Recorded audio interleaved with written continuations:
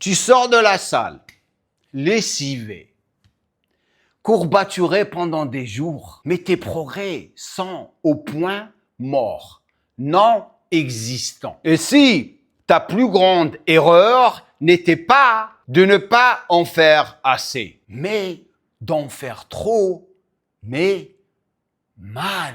Aujourd'hui, je vais tuer 2 dogmes du fitness pour les plus de 40 ans. Le cardio à outrance et le volume d'entraînement interminable. On va parler du vrai levier de la progression, l'intelligence de l'effort, c'est-à-dire la musculation intelligente.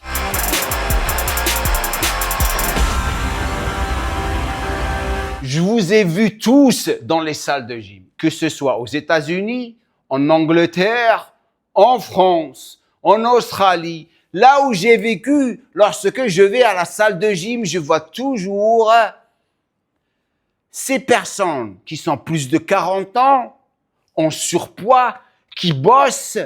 Je respecte le travail, mais à travers leur adrénaline, ils n'arrivent pas vraiment à évoluer. Car ils ont pensé tous que pour perdre du gras et être en forme, il faut se coucher sur la machine de cardio et souffrir pour avoir des résultats. Je suis désolé, mais j'ai une très mauvaise nouvelle pour vous, les gars. Le cardio lent et fréquent, entre parenthèses, faire 1 heure de footing sans arrêt, intense, place le corps dans un état de stress chronique. La plus grande erreur que la plupart de vous font. Pourquoi? Parce que ça élève le cortisol dont j'ai parlé dans la dernière vidéo. Si vous ne l'avez pas encore vu et vous êtes ici pour la première fois, regarde cette vidéo. Oui, toi, la personne qui me regarde en ce moment. Le cortisol, comme je l'ai expliqué la dernière fois, c'est l'hormone de stress. Et lorsque elle est très produite en quelque sorte, qu'est-ce qu'elle va faire? Elle va affecter votre récupération.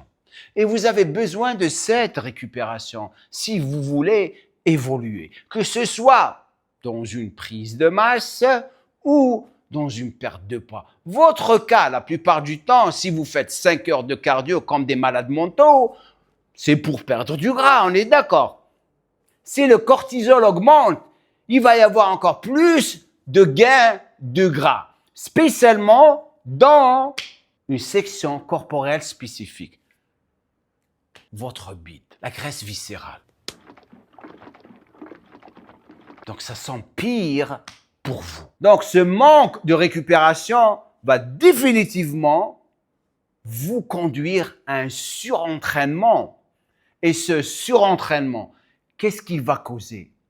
Des blessures. Donc votre situation va s'empirer de plus en plus. Vous voici en train d'essayer quelque chose pour vous améliorer, pour vous donner le sourire. Vous vous retrouvez à vous blesser et déprimer encore de plus en plus. Si vous déprimez, automatiquement, vous allez stresser. Donc le cortisol va monter encore plus et cette graisse viscérale, elle va empirer. C'est un cercle vicieux. Ça ne s'arrête jamais. Donc, c'est une adaptation inefficace. Le corps va juste devenir bon à économiser et pas vraiment devenir plus fort ou perdre du gras. Car les dépenses caloriques s'ajustent à la baisse. C'est tout.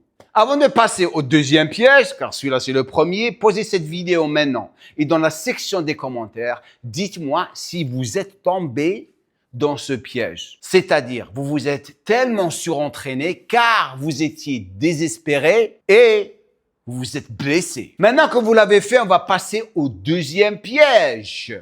Le dogme, le plus vous faites de séries, le plus vous allez gagner de la masse musculaire. OK. Quel âge avez-vous? Les personnes qui ont cliqué sur cette vidéo, que vous soyez ancien dans cette chaîne de YouTube ou des nouveaux, plus de 40 ans. Vous vous êtes identifié au titre, donc automatiquement vous vous êtes dit « Ah, ça c'est intéressant ». On va parler logique les gars. Plus de 40 ans, on a moins de capacité de récupérer. Même les personnes qui sont jeunes, lorsqu'ils font trop de volume, c'est-à-dire ils font beaucoup de séries, ça va affecter leur récupération, on est d'accord. Faire trop de volume, trop de séries, lorsque on est plus de 40 ans, va définitivement ne faire plus de mal que de bien. car notre testostérone est affecté et aussi, dans la plupart des situations, on a une vie qui est très stressante. Cortisol, on revient toujours au cortisol. Donc automatiquement, faire trop de volume ne va pas nous aider. Il va plus nous affecter négativement. Rajouter des séries tout le temps va, en quelque sorte, rallonger la séance. Si on rallonge la séance, on va démarrer avec un pic et après s'écrouler. Et c'est tout le temps dû au manque de récupération. Ça m'est arrivé à moi, hein. J'ai 59 ans. Maintenant, je fais moins de volume. Et le sweet spot, ça c'est le nombre que vous devriez tous suivre, c'est 2 à 3 séries. Faire plus que ça ne sert à rien. Spécialement lorsque vous commencez à développer un problème de récupération comme celui-là, dû au stress.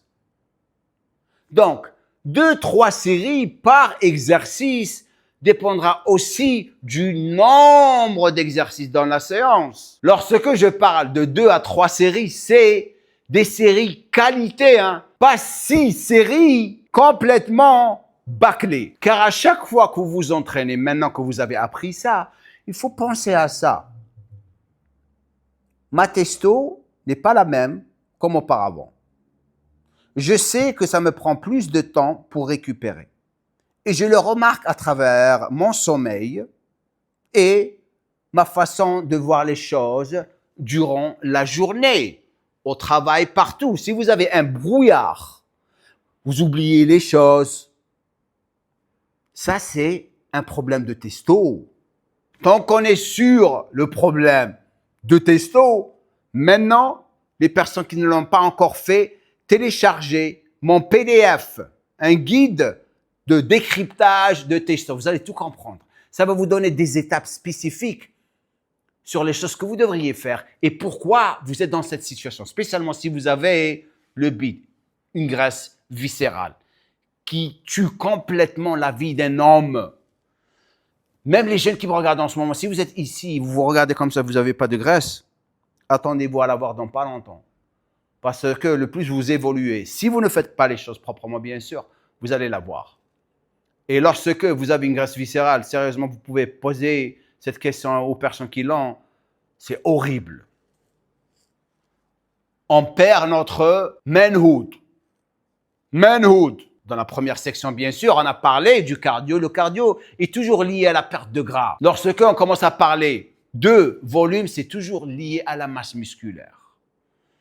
Et les deux sont, en quelque sorte, liés, que ce soit dans une prise de masse ou dans une sèche.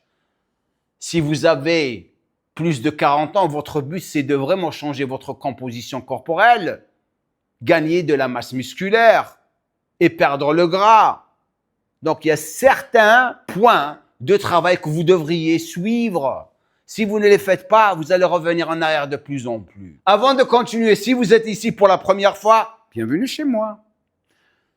Prenez le temps de vous abonner et de cliquer sur le bouton de j'aime. Ça s'applique à tout le monde. Dans la section des commentaires, les personnes qui sont ici pour la première fois, même si vous êtes ici pour la deuxième fois, troisième fois, quatrième fois, et vous n'avez jamais laissé un commentaire en bas en me disant d'où vous êtes, qui vous êtes, il est temps de le faire maintenant. Maintenant, on va passer à la dernière section. En résumé, le problème de la fatigue et comment il faut l'approcher pour avoir des résultats, que ce soit en perte de gras ou en prise de masse pour aussi améliorer votre production de testostérone. Les gars, testostérone, automatiquement, hormone masculine, automatiquement, vitalité, automatiquement, manhood. C'est quoi manhood en français? J'ai oublié, attendez, je vais chercher. Virilité, pour décrire votre manhood. Donc, lorsque vous commencez à approcher vos entraînements, comme j'ai dit, pensez à votre testo. Parce que le plus vous récupérez par rapport à une structure au quotidien qui va se développer éventuellement avec le temps pour l'adopter durant toute la semaine, après tout le mois, ça demande un entraînement super structuré et intelligent. Et c'est pour ça que j'ai créé le Testo Workout. Pour les personnes intéressées, vous avez le lien au-dessous pour vraiment nous rejoindre. Les personnes qui ont téléchargé mon guide décryptage, vous allez avoir aussi la chance d'avoir accès au programme. Donc, si le cardio lent et un volume d'entraînement élevé va vous affecter négativement et vous fatiguer, qu'est-ce que vous devriez faire? Eh bien, dans la prochaine vidéo, jeudi, je vais partager avec vous le type de musculation qui booste réellement votre testostérone. Je vais décomposer la science de la musculation pour la testostérone après 40 ans. Et comme je le dis à la fin de chaque vidéo, merci d'avoir pris le temps de rester jusqu'à la fin et je vous vois jeudi prochain. Google! Do a little bit of drool on my pillow, feel like it's gonna be a bad day. Yeah, I'm tired of shit, and the coffee ain't hit yet, damn, ain't that great.